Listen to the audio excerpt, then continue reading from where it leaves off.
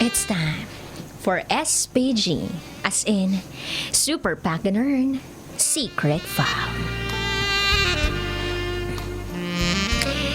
Hindi lahat ng matangkad, mahaba at mataba.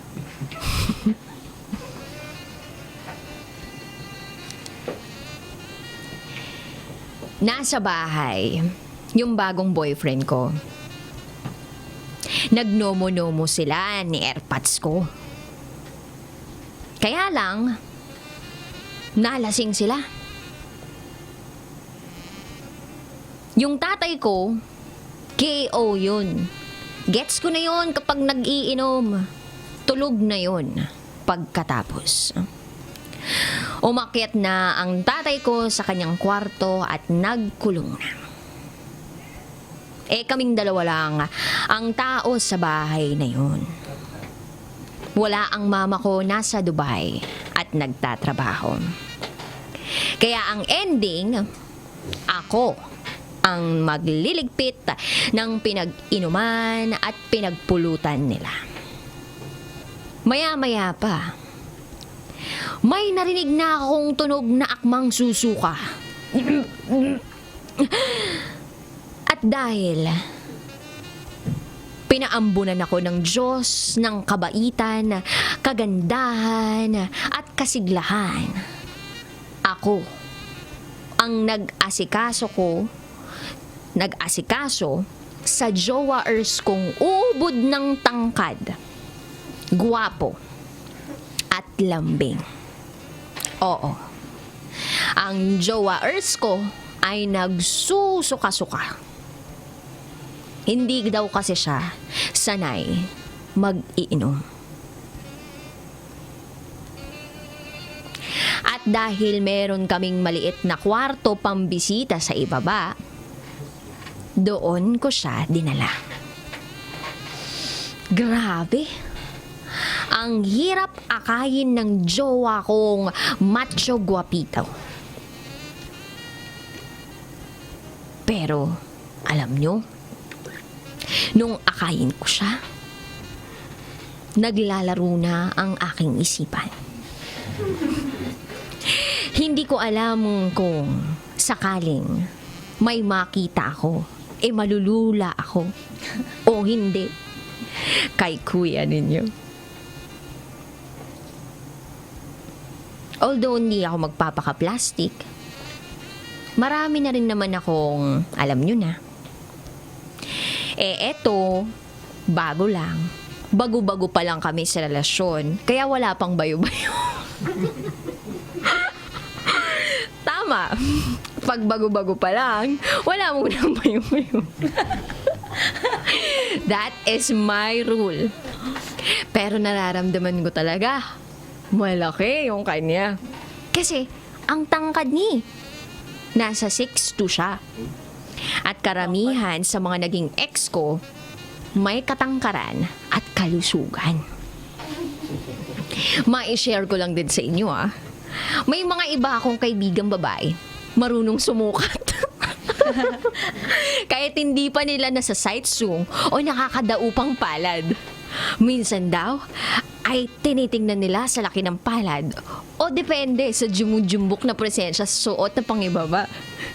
I wonder. Pero syempre, mapapagalitan ako ni tatay kapag nadatnan niya pa ang mga kalat at pinag-inuman nila. So, ang ginawa ko, naglinis muna ako ng mga pinag-inuman nila at pinagpulutan nila.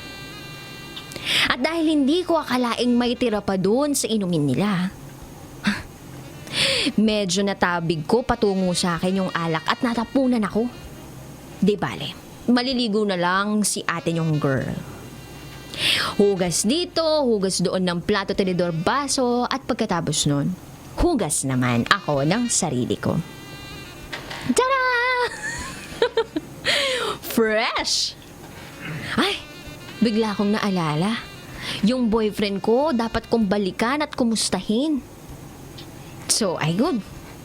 Kinuhaan ko muna siya ng pamalit na bagong t-shirt dahil amoy suka na siya at amoy maasim. Hanggang sa pumasok na ako dun sa maliit na kwarto na yun. At para bang tinatawag ako ng kanyang mga labi. Tumabi ako sa kanya at ninakawan ko siya ng halik na parang pang-baby. Lasing naman kaya hayaan nyo na. Kaya lang, 5 seconds later, sus Mariosep, gumanti si Boy Fee. Langya talaga. Instant LP to the max. Kilig na ako. Napapikit ako. Nagmistulang marikit. Syempre, di ba? Naalala ko, may kasabihan tayo na, do unto others as you would have them to do unto you. In Tagalog, gawin mo sa kapwa mo ang mga gusto mong gawin sa'yo. Kaya hinawakan ko yung muscles niya. Aba, hindi nagpatalo si Kuya. Bumangon bigla at inalis ang mga sagabal. At syempre, bumungad sa kanya ang Mayon volcano ko. Perfect shape. Ang aking Boy Fee, nag-transform siya into panadero at minasa niya na ang tinapay. Hindi papatalo si ate ninyo. Babaeng falavan nito, kaya nag-transform naman ako sa isang security guard. Kinapkapan ko siya at nahawakan ko ang daladala niyang batuta.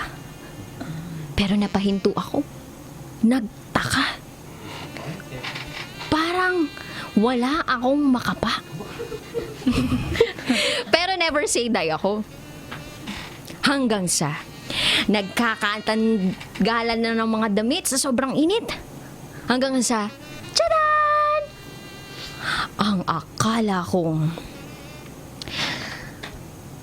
almusal ay nagmistulang panghimagas na giveaway sa mga restaurant. Parang gusto kong magpatawag ng search and rescue. Kaya lang, wala talaga akong naramdaman. Pero, ipinakita ko pa rin na ako ay alisto at sobrang interesado. Pineke ko ang lahat sa akin. Kunwari nag-enjoy ako pero hindi talaga. Natapos ang eksenang yun ng madaling araw.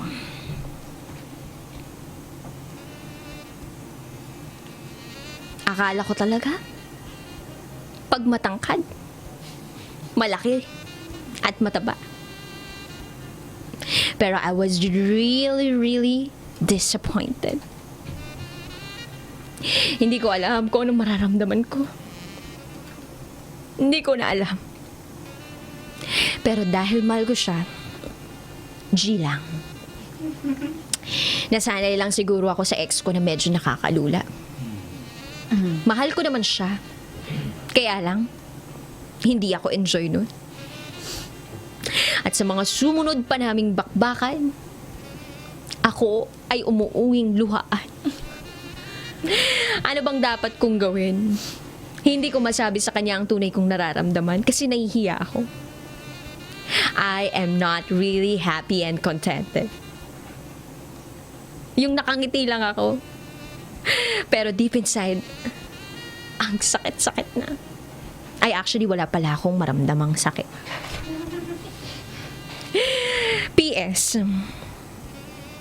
Dahil ba wala siyang magulang, kaya walang nagpalaki? P.P.S. Siyempre, joke lang yun. Again, ako po, si Carla. At ito ang aking SPG. As in Super Pack Ganun, Secret File.